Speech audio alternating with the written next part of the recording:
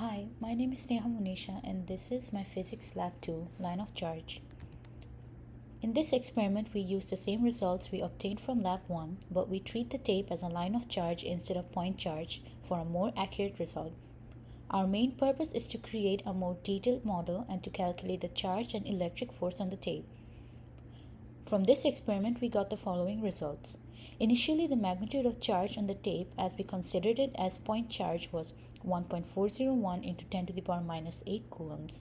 Now the magnitude of charge as we consider it as a line charge is 2.6233 into 10 to the power minus 8 coulombs.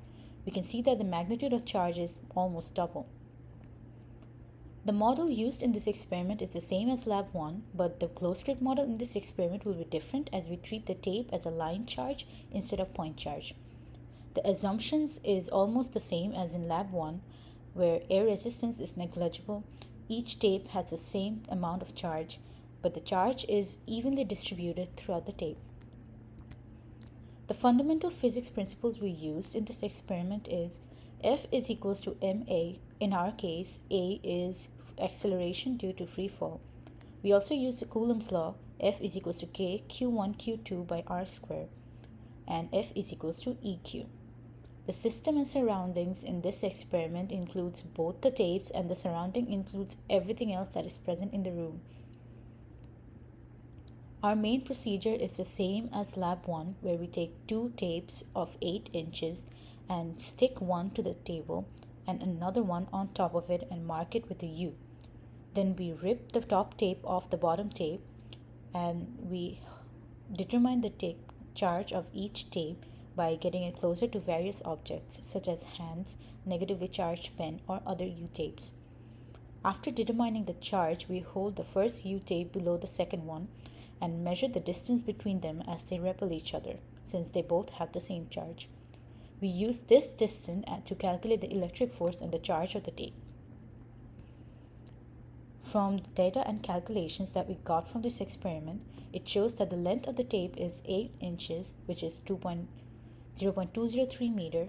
The width of the tape is 2 centimeters. Distance between the tapes was roughly 0.03 meters, and the mass of the tape is 0.0002 kg.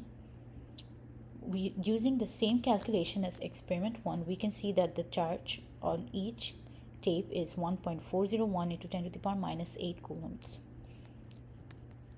This is the closed-grid model of the experiment, where we first introduced the constants, then we added our observed values, which is m is equals to 0.0002, the original q, which is 1.401 into 10 to the power minus 8, and the new q that we found as we considered it as line charge, which is 2.6233 into 10 to the power minus 8. The length and the distance is the same as the first experiment. This function returns E, and this function creates a line of charge in our model. Now this part of the function creates the tapes that represent each tape model as a collection of point charges placed side by side in a line. We edit n to change the number of charges we are using in this model. For this model, I used n as 100, and this is the scale of electric field. In this part of the function, we are calculating the electric force on top tape due to bottom tape by adding up the forces from each charge in bottom tape as they interact with the charges in top tape. And in this part of the function, we saw how to create arrows to represent the net electric force on top tape and the gravitational force on the bottom tape. After editing the function, we use print statements to show that the magnitude of electric force, the magnitude of gravitational force, and then we print the statement all done. We can see in this model where the top green part is the top tape and the blue line is the bottom tape. The white arrow is the electric force and the yellow arrow is the gravitational force.